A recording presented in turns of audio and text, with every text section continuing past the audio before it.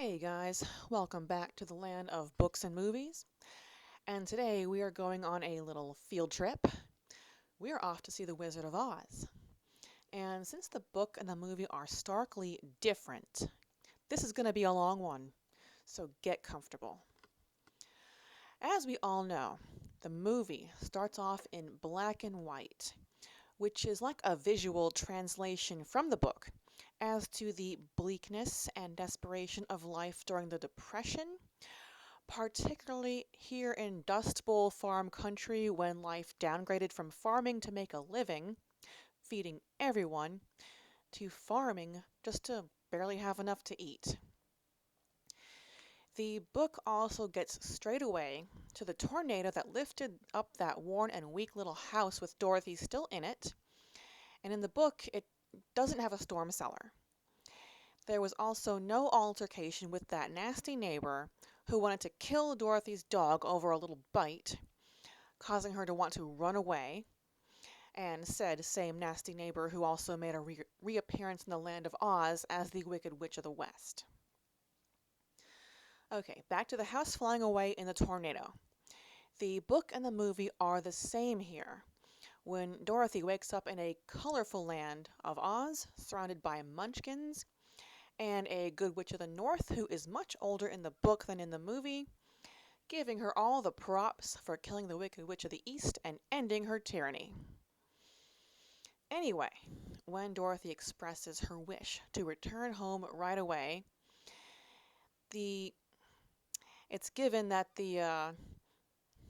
she got a little bit tongue-tied. She's given the dead witch's shoes and advised to go to Emerald City to consult with the Wizard of Oz about without any song and dance accompaniment in the book. I'm just going to get this out of the way right now. The book is rich with depth and dark elements, which are excessively watered down, even completely eliminated, to make the movie more child-friendly. So here we go. Her first encounter, only in the book, on her way to Emerald City, is a Munchkin family who readily assumes she's a good witch because she's wearing the standard blue and white of good witches, and also with the dead bad witch's shoes. So she already has some good street cred going for her. Her second encounter is with the Scarecrow, who offers to accompany her to Emerald City in exchange for being taken off the pole he is affixed to. He wants the Wizard of Oz to give him a brain, even though in the book he has a very clear memory of the day he was assembled, stuffed, and staked to the garden, and has the presence of mind to be fearful of fire, and is aware that he can't eat because his mouth is a drawing, and if a mouth were to be cut for him, his straw would spill out. He also recounted a moment where a flock of crows that weren't scared off by the Scarecrow swooped in to eat from the garden, and one of them gave him a sympathetic pat on the shoulder and said, "You'll do well with a good set of brains." And after he mulled this over for a spell, he agreed, and now he's on his way to Emerald City. The next day, after the Scarecrow took a few minutes to ponder the differences between being made of straw and being made of flesh, the two of them encountered the Tin Woodman, who is in both the book and the movie, needs to be oiled up first. And after he gets his oil treatment, he tells Dorothy and the Scarecrow his story, which is easily too dark for the kiddies and therefore left out of the movie, but here it is. Not too far in the distant past, he was human, and he fell in love with a Munchkin girl whose mother didn't want her to marry and leave the house because who else would do the cooking and cleaning for such a lazy old bat? Anyway, so she has the Wicked Witch of the East enchant his axe, and on an especially productive day of lumberjacking, the axe slips and chops off his left leg. A terrible misfortune, but he was resourceful. He had a metalworker craft him a new leg out of tin. But this did not lift the curse that caused his right leg and both arms to be chopped off and then replaced by tin ones. It was all over when the axe slipped for the last time and split his body in two. And even though he got a brand new body and head made of tin, his human heart was gone, and he lost his feels for that Munchkin girl. Hence, that's why he wants to join them on their trip to Emerald City and ask for a heart. And as we all know, the next encounter is with the Cowardly Lion, who both in the book and the movie recoils at being slapped and admits to being a coward, but only in the book explains his logic behind it being that he scares smaller animals away when he roars, but he doesn't pursue them, and he gets scared in the face of danger, so he wants to tag along to Emerald City to ask the wizard for courage. And as they continue their journey, things happen to each of the four travelers in the book that contradicts their logic. While in the movie, they're just singing and dancing along and getting pelted with apples by indignant talking trees. First, the Tin Woodman steps on a bug and feels tremendous guilt. The day after, the Cowardly Lion offered to hunt down a deer for Dorothy's next meal, but the Tin Woodman objected to him killing an innocent deer, so the Scarecrow went looking and found a tree with enough nuts to feed her for days. Later on during their travels, they encountered a very wide and deep trench with jagged rocks at the bottom, and the Cowardly Lion carried all of them one at a time over the trench in a single long jump, despite being afraid of falling. And once they were on the other side, they heard the sounds of the Kalidas in the distance, who had the bodies of bears, the heads of tigers, and long, sharp claws. The Cowardly Lion couldn't take them, and he knew it. And there was also another deep and wide trench in their way that the lion couldn't jump, so the Scarecrow found a tree close enough and big enough to serve as a log bridge, and he suggested the Tin Woman cut it down, and just as they all crossed, two of those Kalidas came after them, and the Scarecrow told the Tin Woman to chop down the log bridge so they'd fall into the trench. And once they made it out of the forest, they came upon a river, and the Scarecrow told the Tin Woodman to cut down some smaller trees to make a raft for them to safely cross the river on. And while they are rowing down the river, they get caught in a strong current, and the Scarecrow gets one of his oars stuck in the thick mud on the bottom of the river, and he hung on to it as the raft swept away from under him, and he got separated from the rest of the group. This upset the Tin Woodman for, the loss of his friend, and before they could all get swept away, the Cowardly Lion stepped up again by jumping into the river and swimming to the river bank, towing the raft with him by the Tin Woodman holding onto his tail. And the Scarecrow also got his rescue by way of a stork that happened upon the group. All right, now reunited, they continue their journey and happen upon the field of poppies that put Dorothy and the Cowardly Lion in a deep sleep without any influence from the Wicked Witch of the West like in the movie. The Cowardly Lion also actually, I already said that. But at this time, it was the Scarecrow who devised the rescue plan.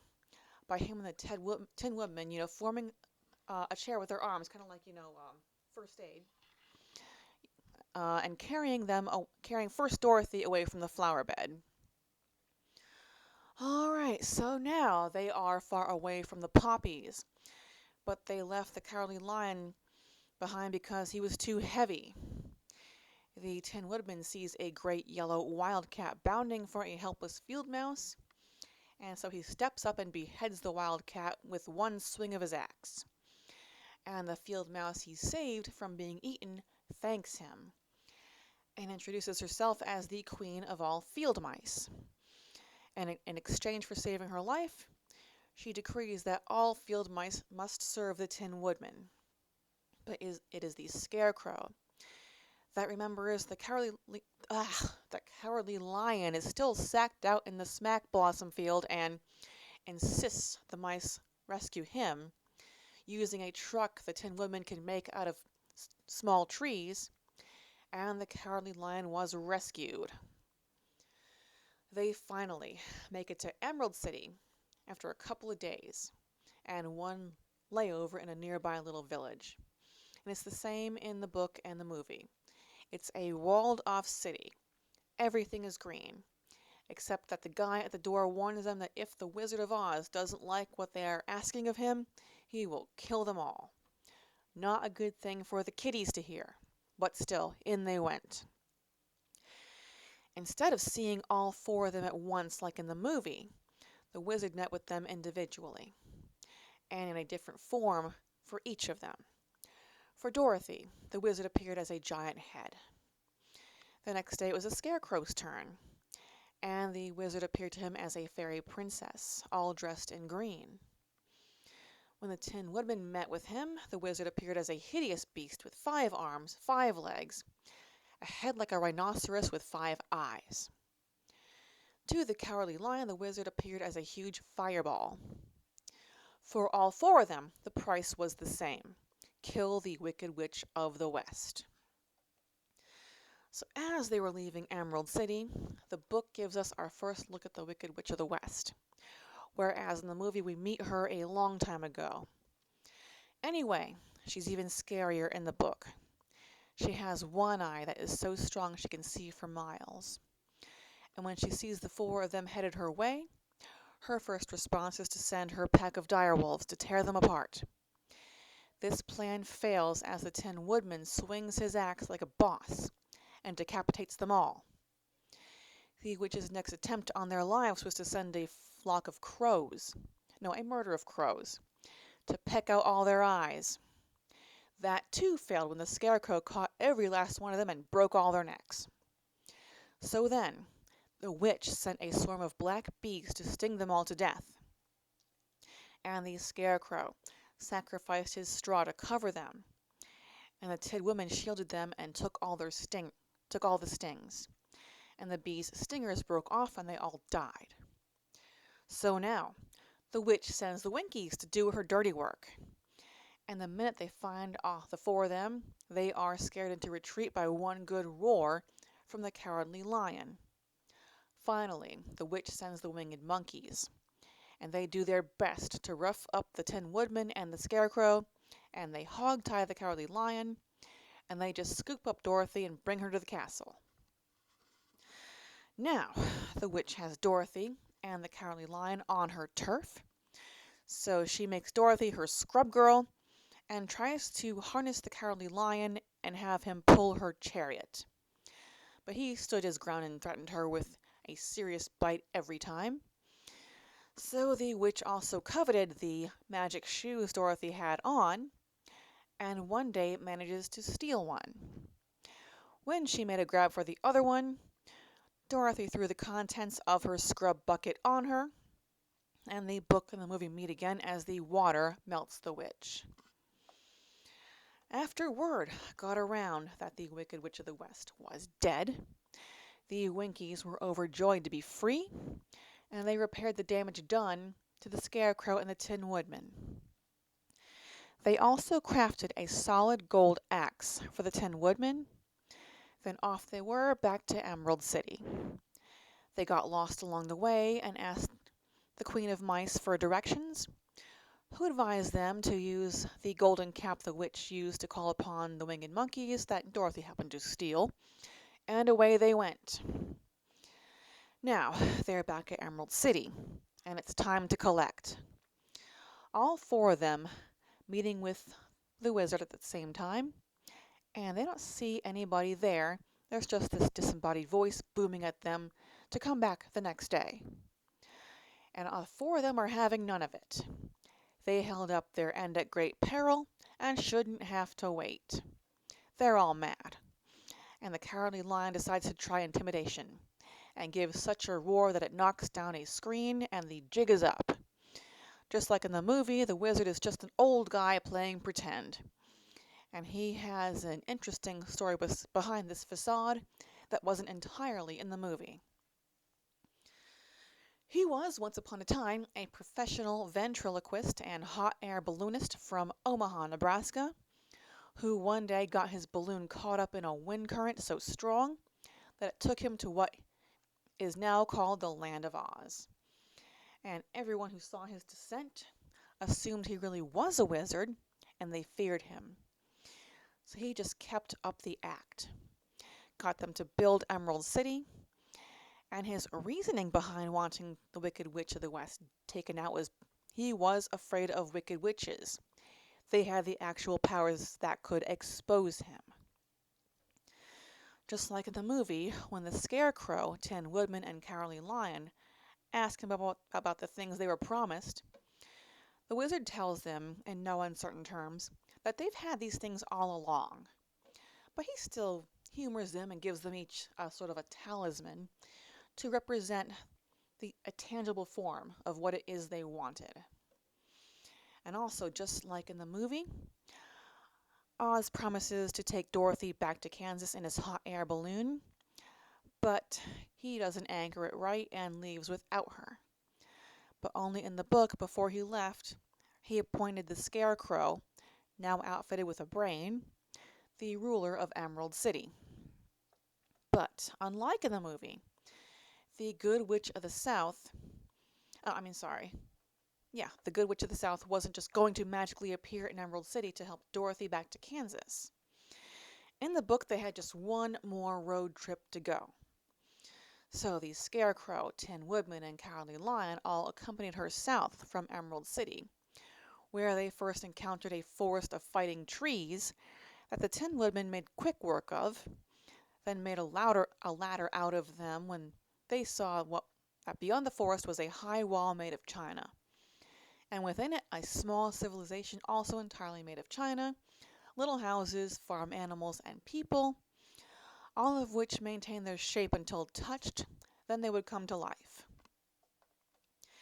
After the China City, they found themselves in a swampy forest that went on for so long that they camped in it for the night. When they woke up, they were surrounded by all kinds of animals, big and small, and they worshipped the Cowardly Lion as the king of beasts, and asked for his help fighting an enemy beast that had been preying on them. And it was a spider with a body as big as an elephant's, 8 legs as long as trees, and a row of foot-long sharp teeth. He fought this huge spider and quite literally knocked its block off in one punch, and in their gratitude, the forest animals crowned the Cowardly Lion king of beasts. When they got through the forest, they came upon what looked like a quarry, a steep hill of nothing but rocky terrain. And this was the land of the Hammerheads, and they wouldn't let them pass without a fight. And the Hammerhead fighting style was to headbutt them with their flat heads on telescoping necks and send them tumbling. So, Dorothy summoned the winged monkeys to carry them out of the Hammerhead country and into the land of the Quadlings in the south, a race of friendly munchkins who were ruled by the Good Witch of the South. When they finally got to meet Glinda, the Good Witch, she had the winged monkeys bring the Scarecrow, the Tin Woodman, and the Cowardly Lion back to their various regions of the Land of Oz where they were now put in charge. It was Emerald City for the Scarecrow, the forest for the Cowardly Lion, and the land of the Twinkies for the Tin Woodman. And then the book and the movie connect for one last time when the Good Witch instructs Dorothy to click her magic shoes together to wish herself back to her family in Kansas. All that is only the first 144 pages of this 272-page volume of this story. And after Dorothy is home safe, the Scarecrow, Tin Woodman, and Cowardly Lion go on to have other adventures and meet all kinds of people and creatures along the way. I read some of it, but for the purpose of this video, just kept it to the story relevant to the movie, which is a loose term. And now for some movie trivia.